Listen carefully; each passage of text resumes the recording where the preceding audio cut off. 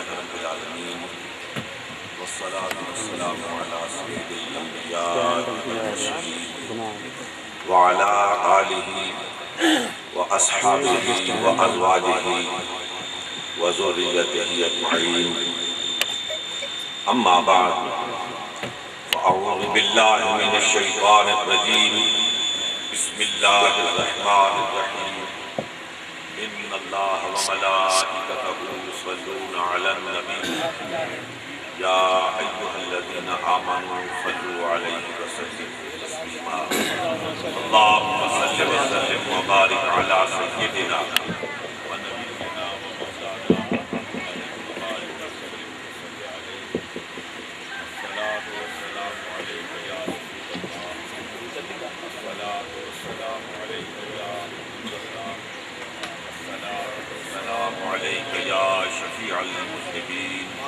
الصلاة والسلام علیک یا رحمتا للعالمین۔ اس نے مرنا ضرور جلد یا بدیر، اس نے اس دنیا سے رخصت ضرور ہونا ہے، اس نے موت کا ذائقہ چکھنا ہے۔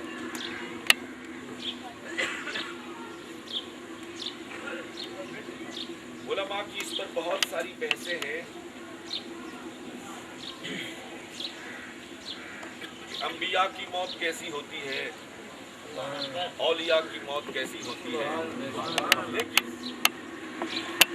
وہ موت کا ذائقہ خاص لمحے بھر کے لیے اور لمحے کے بھی کروڑویں حصے کے لیے چکھنا ہو، چکھنا بہرحال ہر ایک نے۔ اگر اس ظاہری حالت میں، ظاہری دنیا میں کسی کو رہنا ہوتا تو یہ سب سے زیادہ حق انبیاء کا تھا، اور پھر ان سب سے زیادہ حق یہ خاتم الانبیاء جناب محمد الرسول اللہ صلی اللہ علیہ وآلہ وسلم کا تھا۔ لیکن ایک روایت کے مطابق جب اسرائیل علیہ السلام نے بارگاہ نبوت میں حاضری کے لیے اجازت چاہی اور سیدہ طیبہ طاہرہ فاطمہ الزہرا کی طبیعت پہ ناگوار گزرا کہ اس کیفیت میں کون حضور علیہ السلام کی اس خلوت میں مخل ہونا چاہتا ہے، تو سرکار علیہ السلام کی زبان نبوت سے ارشاد ہوا کہ فاطمہ یہ جس جگہ آ کے دستک دیتا ہے کہ خالی ہاتھ واپس نہیں جایا کرتا۔ لیکن ایک بات کی جانب آپ کی توجہ مبذول کرانا چاہتا ہوں کہ جو بھی ذہن سلیم ہے، فکر سلیم رکھنے والا ہے، اس کے ذہن میں چند سوالات ضرور پیدا ہوتے ہیں کہ میں کون ہوں، میں کہاں سے آیا ہوں، میں کیوں آیا ہوں، اور مجھے کہاں جانا ہے۔ یہ ہر عقل سلیم کا تقاضا ہے۔ بڑے بڑے فلاسفہ کی بحثوں پہ آپ نظر ڈالیں تو بڑے جلیل القدر فلسفی اس موضوع پر بحث کرتے ہوئے نظر آتے ہیں، لیکن حضرات محترم، کسی بھی موجد کا جو چیز ایجاد کی گئی ہے،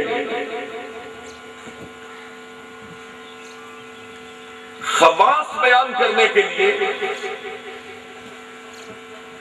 اس کے موجد کا بیان سب سے زیادہ قابل اعتبار ہوتا ہے۔ کسی بھی مشنری کا ایجاد کرنے والا ہی یہ بتا سکتا ہے کہ میں نے اس کو کیسے تخلیق کیا ہے، اس کی تخلیق کا سبب کیا ہے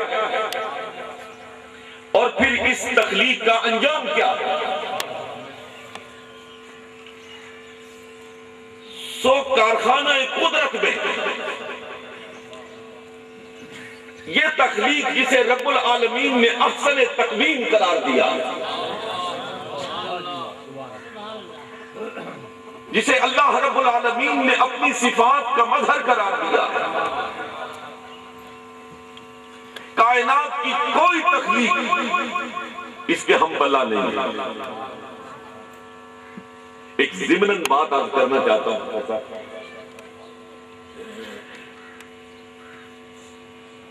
حضرت امام ابو حنیفہ رحمہ اللہ کے زمانہ اقدس میں بادشاہ کی زبان سے نکلا کہ اگر میری بیوی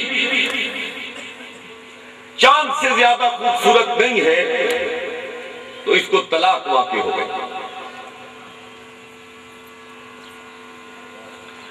مقدمہ علماء کی عدالت میں پیش ہوا، سبھی نے یہ کہا کہ چاند سے زیادہ تو کسی کو روح زیبا ملا ہی نہیں، اس لیے طلاق اس کا مقدر ہو گئی ہے. بادشاہ پریشان ہو گیا. امام ابو حنیفہ رحمہ اللہ سے رجوع کیا گیا. آپ نے فرمایا علماء کو کثرت صدارت میں بلایا جائے، میں مغرب کی نماز وہاں پہ ادا کروں گا اور باہم مل کے اس کا فیصلہ کر لیں گے. نماز مغرب کو امام ابو حنیفہ تشریف لاتے ہیں.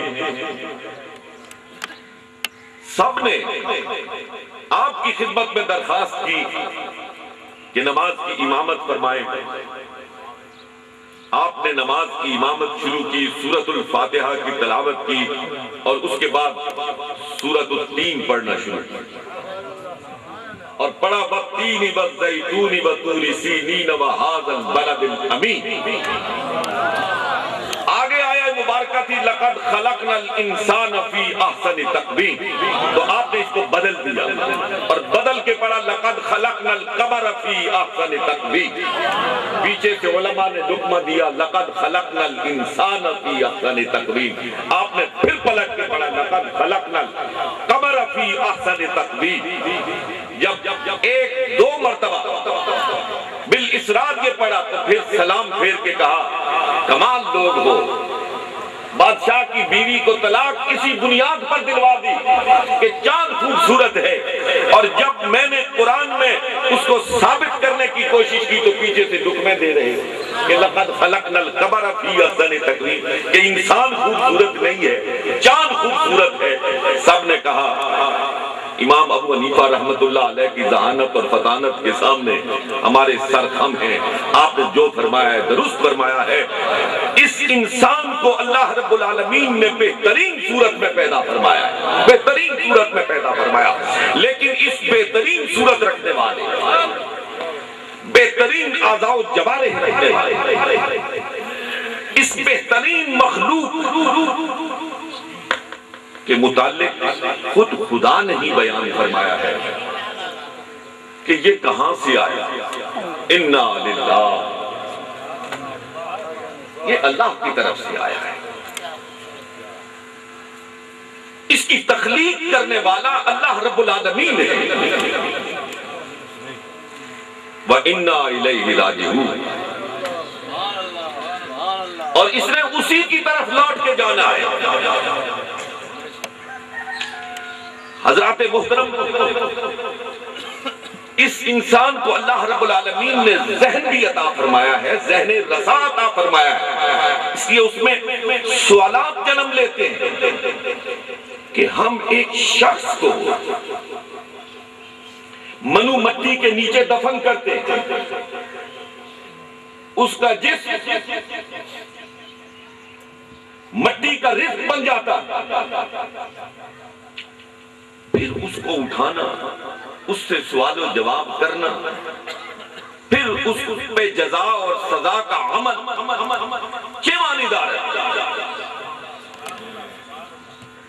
تو اس پہ اللہ رب العالمین کے کلام سے میں آپ کی توجہ حاصل کرنا چاہتا ہوں۔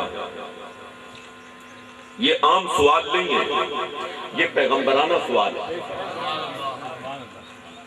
یہ پیغمبر کا سوال ہے، یہ ابو الانبیاء کا سوال ہے۔ وَإِذْ قَالَ إِبْرَاهِيمُ رَبِّ أَرِنِي كَيْفَ تُحْيِي الْمَوْتَى۔ ابراہیم علیہ السلام بارگاہ ربوبیت میں عرض کرتے ہیں، مولا یہ تو مردوں کو زندہ کیسے کرے گا؟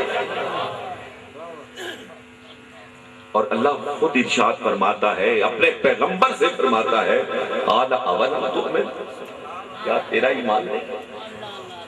قال بلا ولکن لیطمئن قلبی، مولا ایمان ہے لیکن ذرا اطمینان قلب چاہتا ہوں۔ اب اگلی بات آپ کی توجہ کے لائق ہے، قال فخذ اربعۃ من الطیر، 4 پرندے پکڑو، ان کو ذبح کرو، ان کے ٹکڑے ٹکڑے کرو، ان کا قیمہ قیمہ کرو، ان کے پر، ان کے پاؤں، ان کا سر، ان کے جسم کا ہر حصہ خلط ملط کر دو، فَصُرْهُنَّ إِلَيْكَ ثُمَّ اجْعَلْ عَلَىٰ كُلِّ جَبَلٍ، پھر اس خلط ملط قیمے میں سے 4 ٹکڑیاں بناؤ، اور وہ 4 ٹکڑیاں 4 پہاڑوں کے اوپر جا کر رکھو، ان کی چوٹیوں پر رکھ دو، اور اے میرے پیغمبر پھر اس وادی کے درمیان میں کھڑے ہو جاؤ۔ قال فخذ اربعۃ من الطیر فصرهن الیک ثم اجعل علی کل جبل منهن جزءا ثم ادعوهن یأتینک سعیا، ان پہاڑوں کی چوٹیوں پر ان کو رکھو، پھر پکارو ایک ایک پرندے کا نام لے کر، دیکھو پھر ادھر کا پر ادھر کیسے جاتا ہے، ادھر کا پر ادھر کیسے جاتا ہے، ادھر کی ہڈی ادھر کیسے جاتی ہے، اور ادھر کی ہڈی ادھر کیسے آتی ہے، پھر یہ تماشا تم اپنی آنکھوں سے دیکھو۔ میں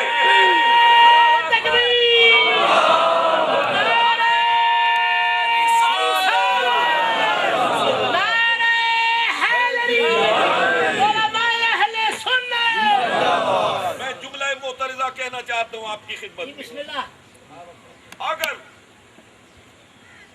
پرندے کے ہر پر کو، ہر پر کے 100ویں ٹکڑے کو، پرندے کی ہر ہڈی کو، ہڈی کے کو نہیں، ہڈی کے ہر جزو کو یہ معلوم ہے کہ میں کس پرندے کا حصہ ہوں، تو کیا انسان کو معلوم نہیں ہے کہ میں کس جسم کا حصہ ہوں؟ مجھے کس سے جا کے لگنا ہے؟ پرندے کے پر ادھر سے ادھر، ہڈی ادھر سے ادھر، اور آنے واحد میں وہ پرندے اپنی اصلی شکل میں وجود میں آ کر جناب ابراہیم علیہ السلام کے کندھوں پر بیٹھ گئے۔ حضرات محترم، اللہ بتانا یہ چاہتا ہے کہ جو ماں کے پیٹ میں انسان